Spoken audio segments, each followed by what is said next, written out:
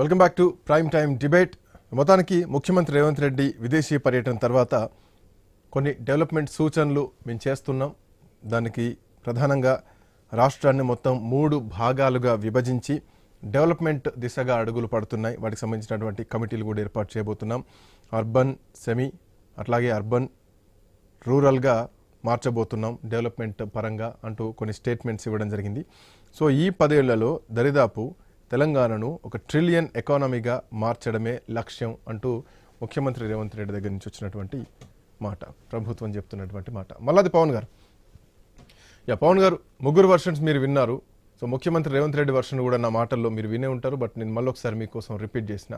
జయరాం గారు ఇంకొక అడుగు ముందుకేసి ఆయన వర్షన్ చాలా డిఫరెంట్గా వినిపించారు. సరే, subject BC angle, SC ST యాంగిల్లోకి వెళ్ళినా కానీ, సో అణగారిన వర్గాలకు ఏం చేస్తోంది ఈ ప్రభుత్వం అంటూ ఆయన మాటల్లో కొంత కనిపించినా కానీ, బట్ ఇది ప్రజల్లో ఏమైనా కనిపిస్తోందా? ఇట్లాంటి అంశాలు ప్రజల్లోకి ఇట్లాంటి వ్యక్తులు బలంగా తీసుకెళ్లేటువంటి అవకాశాలు కూడా ఉంటాయి. సో గతంలో కేసీఆర్ విషయంలో జరిగింది అదే, భవిష్యత్తులో ఇదే జరగబోతుందా? ఈ 2 అంశాలకి ఏమైనా క్లారిటీ ఇస్తారా?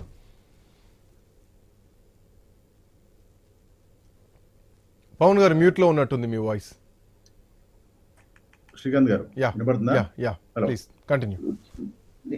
నేనేమంటా, ఇప్పుడు కాంగ్రెస్ పార్టీ తెలంగాణ ఇచ్చిన తర్వాత, తెలంగాణ ఇచ్చినా కూడా మేము 10 సంవత్సరాలు అపోజిషన్లోనే ఉన్నాం. 10 సంవత్సరాల పోరాటం తర్వాత మేము కాంగ్రెస్ పార్టీని ప్రభుత్వంలోకి తీసుకొచ్చాం. మాకు బాధ ఉండదా? మాకు తెలియదా? ఒక స్టూడెంటు 10 ఏళ్ళు పనిచేసిన తర్వాత మళ్ళీ ఫెయిల్ చేసిన ప్రభుత్వాన్ని ప్రజలు ఫెయిల్ చేసినారు, వాళ్ళని తీసుకుపోయి మళ్ళీ వెనక బెంచ్లో కూర్చొని పెట్టినారు. మేము పని చేయకపోతే మాకు కూడా అదే అవుతుందని మాకు తెలియదా? రాజకీయాలలో ఇవన్నీ చూడలేదా? ప్రభుత్వాలు రావడం పోవడం చూడలేదా? పర్ఫార్మెన్స్ బేస్డే కదా ఉండేది. ఎవరైనా ఇప్పుడు మేము మాత్రం అంత బాగుంది. ఇప్పుడు మీరు సరే 3 వక్తలు కూడా మా కాంగ్రెస్ పార్టీకి ఎగెనిస్ట్గానే మాట్లాడతారు, ఎందుకంటే వేరే వేరే పార్టీలు కాబట్టి. ఇది టీవీ డిబేట్ కాబట్టి ఆబ్వియస్లీ మా మీద దుమ్మెత్తిపోయడమే లక్ష్యంగా మాట్లాడతాం. నేనేమంటున్నా అంటే, మాకు సొయ్యి ఉండదా?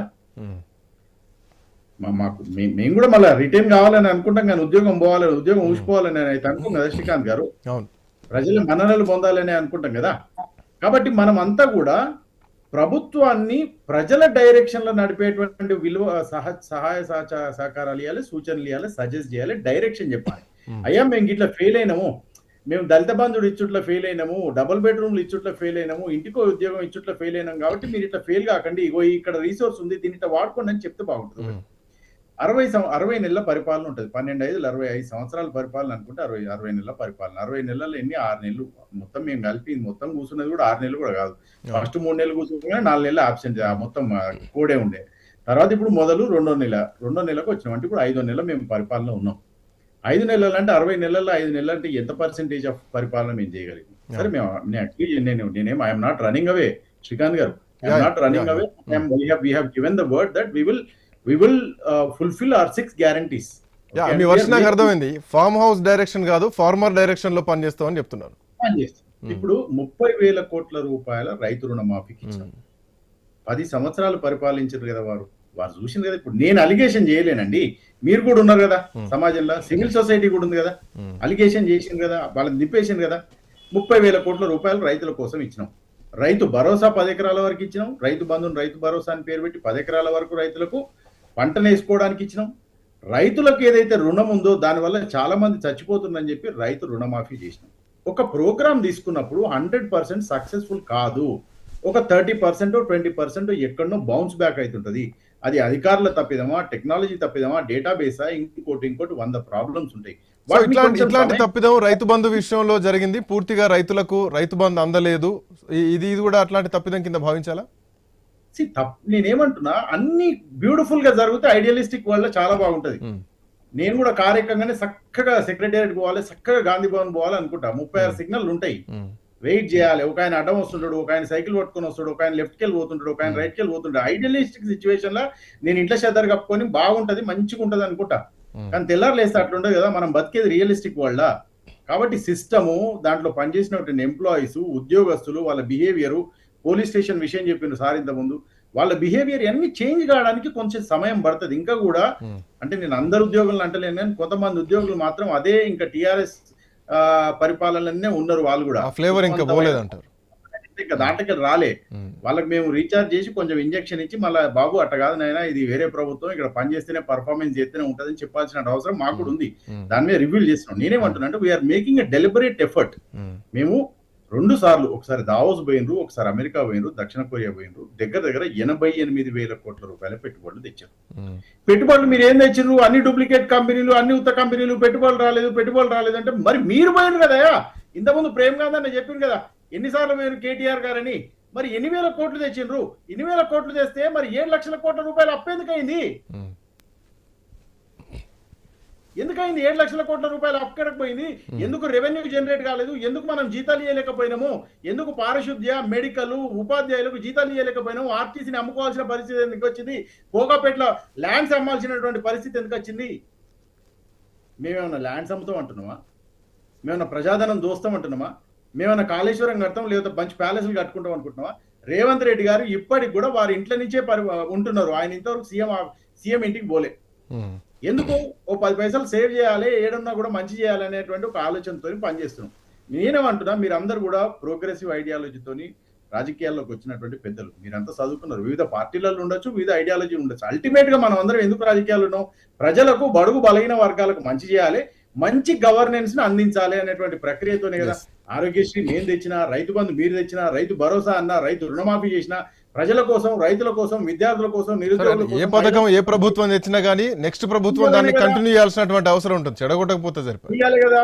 ఇప్పుడు ఆ పని చేస్తుంటే 4 కిలోమీటర్లు నడవక ముందే నీ నడక బాగలేదు, నువ్వు చక్కగా పోతలేవు, ఈ ముళ్ళబెట్టి కూర్చుడు కంటే కొంచెం సమయం ఇవ్వండి, ఇస్తే పర్ఫార్మెన్స్ చేస్తారు. ఇవాళ 88,000 కోట్ల రూపాయల పెట్టుబడులు వచ్చినాయి. ఇవాళ కాగ్నిజెంట్ ఓపెన్ చేసినారు, 10 కంపెనీలు వచ్చినాయి, మంచి కంపెనీస్ వస్తాయి, మంచి ఉద్యోగాలు వస్తాయి, మన ఎంప్లాయ్మెంట్ వస్తుంది, నిరుద్యోగులకు ఉద్యోగాలు వస్తాయి, మన బిడ్డలు ఆత్మహత్య చేసుకోకుండా, పాత ప్రభుత్వంలో లేకుండా మన బిడ్డలు మంచిగా ఉండాలి, మన రైతులు మంచిగా ఉండాలంటే ఒక మంచి ఆలోచన ఎందుకు చేయొద్దు అంటున్నా. ఆలోచన చేసే దిశగా మేము పోతున్నప్పుడు మమ్మల్ని మీరు ఎంకరేజ్ చేయకపోయినా సరే నిలబడైతే చూడు రాదండి.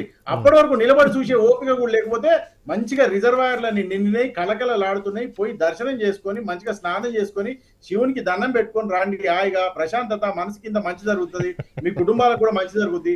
చేసిన పాపాలు ఏమైనా ఉంటే ఎక్స్ట్రా అవి కూడా కడుక్కోవచ్చు, ఫ్రెష్ పాపాలు రెడీ కావచ్చు.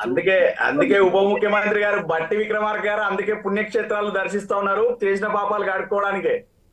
అరే ఇంకా మొదలైందే ఇప్పుడు కదా. ఇప్పటికే మీరు పాపాలు ఎట్లా లెక్క పెడతారు? ఓవైపు పరిపాలన దిశగా పోతుంటే మీరు పాపాలు లెక్క పెడతా అంటున్నారు. మరి సతీష్ గారు 7 లక్షల ఒక నిమిషం ఇక్కడ పాయింట్ ఏంటంటే 7 లక్షల కోట్ల తెలంగాణ రాష్ట్ర అప్పులకు రానున్న 10 ఏళ్లలో ట్రిలియన్ ఎకానమీగా తీర్చిదిద్దుతాం అన్నటువంటి మాటకు మధ్య జరుగుతున్నటువంటి పరిపాలన కనిపిస్తోంది. ఏం చెప్తారు సతీష్ గారు? మీరు కరెక్ట్ చెప్పారు. నేనేమంటున్నా అంటే 7 లక్షల కోట్ల రూపాయల అప్పు జరిగింది, దానికి వడ్డీలు ప్రతి నెల కట్టాల్సి వస్తుంది. ప్రతి నెల దగ్గర 330 కోట్ల రూపాయల వడ్డీ కట్టాల్సి వస్తుంది సార్. ఏడికెళ్ళి తెచ్చి కట్టమంటారు? ఇప్పుడు నేను మా ఊరికి వెళ్ళి మా వాళ్ళు వస్తారు వరంగల్ నుంచి, ఊకొచ్చి సీఎం సార్ని కలిపి అంటే నేను చెప్పిన మా వాళ్ళకి ఊకే సీఎం సార్ని కలిపిమంటే రాష్ట్రంలో అప్పులు ఎక్కువనేరా, కలిస్తే మనం లోపల తీసుకొని 1 కోటి రూపాయలు ఇచ్చుకోమన్నాడు అనుకో, బాగుండదు, రాకు రేపు అని చెప్పిన.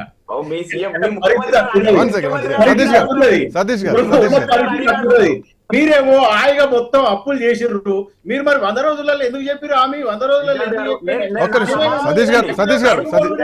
పవన్ గారు 1 సెకండ్ ఏం లేదా? పవన్ గారు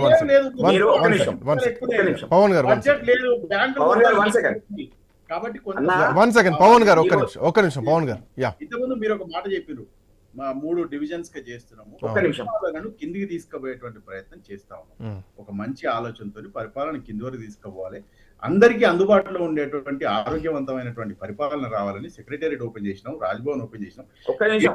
ప్రజలకు పవన్ గారు 1 సెకండ్ ఆ పాయింట్స్ ని ఆల్రెడీ మాట్లాడడం జరిగింది. సతీష్ గారు పవన్ అన్న ప్రతి ఒక్కరు, మీరైనా నేనైనా, మీకేదైనా పదవి వచ్చినా నాకేదైనా పదవి వచ్చినా, ఈరోజు గౌరవ ముఖ్యమంత్రి గారికి ఒక యువ నాయకుడిగా ముఖ్యమంత్రి స్థానంలో అవకాశం ప్రజలు కల్పించారు. ఈరోజు రాష్ట్ర ముఖ్యమంత్రిగా ఆయన ఉన్నారు, శ్రీధర్ బాబు గారు ఐటీ మినిస్టర్ గా ఉన్నారు. ఈరోజు వాళ్ళు అంత ఉన్నత పదవులలో ఉన్నప్పుడు ప్రతి ఒక్కరు కూడా గత 10 ఏళ్ల పాలనలో కేటీఆర్ గారు ఐటీ మినిస్టర్ గా ఉన్నారు. ప్రతి ఒక్కరు కూడా, మీరైనా నేనైనా కూడా ఒక పదవిలో ఉన్నప్పుడు దానికి వన్నె తెచ్చే విధంగా ఒక మార్క్ క్రియేట్ చేసుకోవాల్సిన అవసరం మనకు ఉంది. ఆ రోజు ఏదైతే కేటీఆర్ గారు అమెజాన్ లాంటి పెద్ద కంపెనీలను తీసుకొచ్చి అతిపెద్ద క్యాంపస్ హైదరాబాద్ లో నిర్మించారు. అంటే ఒకటి సతీష్ గారు ఏ కంపెనీస్ తీసుకురావడం అతిపెద్ద కేంద్రాలు ఈ రోజు హైదరాబాద్ లో నెలకొల్పిన దిశగా పనిచేసినాం. ఆ రోజు ఐటీ ఎగుమతులు తెలంగాణ రాష్ట్రం వచ్చినప్పుడు ఐటీ ఎగుమతులు 57,000 కోట్లు అయితే ఈ రోజు తెలంగాణ రాష్ట్రం మొన్నటి వరకు 2 లక్షల కోట్లకు పురోగతి చెందిందంటే ఆయన ఒక కేటీఆర్ గారు ఆయన మార్క్ ఆయన క్రియేట్ చేసుకోవడం జరిగింది.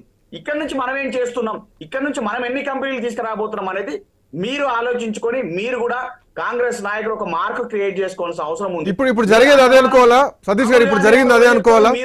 ఇప్పుడు జరిగింది అదే అనుకోవాలా? అదానీ కంపెనీలను మనం ఎంటర్టైన్ చేయొద్దు, ఎంకరేజ్ చేయొద్దు, పార్లమెంట్ లో మొత్తుకుంటా ఉంటారు. మీరేమో ఇక్కడ రేవంత్ రెడ్డి గారు మన కరెంటును మన విద్యుత్ మొత్తం వాళ్ళ అదానీ చేతిలో పెట్టి మన తెలంగాణ ప్రజలను ముఖ్యంగా పాత బస్తీ ప్రజలను ఇబ్బంది పాలు చేస్తా ఉన్నారు. ఇది కాదు కదా, మీరు చెప్పేది ఒకటి చేసేది ఒకటి. రాహుల్ గాంధీ గారేమో ఏదైతే పక్క పార్టీలో గెలిచిన రాజీనామా చేస్తేనే మనం తీసుకోవాలని చెప్పి రాహుల్ గాంధీ గారు చెప్తారు. మీరేమో కూడా పక్క పార్టీలో రాజీనామా చేయకుండా తీసుకొచ్చి మీ పార్టీలో చేర్పించుకుంటారు. అంటే ఇట్లా ద్వంద్వ వైఖరి పాటించకండి. పవన్ గారు చాలా నీతిమంతమైన నాయకుడు లాగా పవన్ గారు చాలా నీతిగా నిజాయితీ కనబడతా ఉన్నారు. మీ రాజకీయాలు నాకు తెలిసి ఇక్కడున్న రేవంత్ రెడ్డి గారి రాజకీయాల్లో సూట్ కావనిపిస్తుంది. ఎందుకంటే మీరు చెప్పేది ప్రతి ఒక్కటి ప్రతిపక్షాలకు కానీ మీ నాయకునికే చెప్తా ఉన్నారు మీరు చేసేది తప్పు అని. సతీష్ గారు 1 సెకండ్. ప్రేమ్ గాంధీ గారు ఉన్నారు.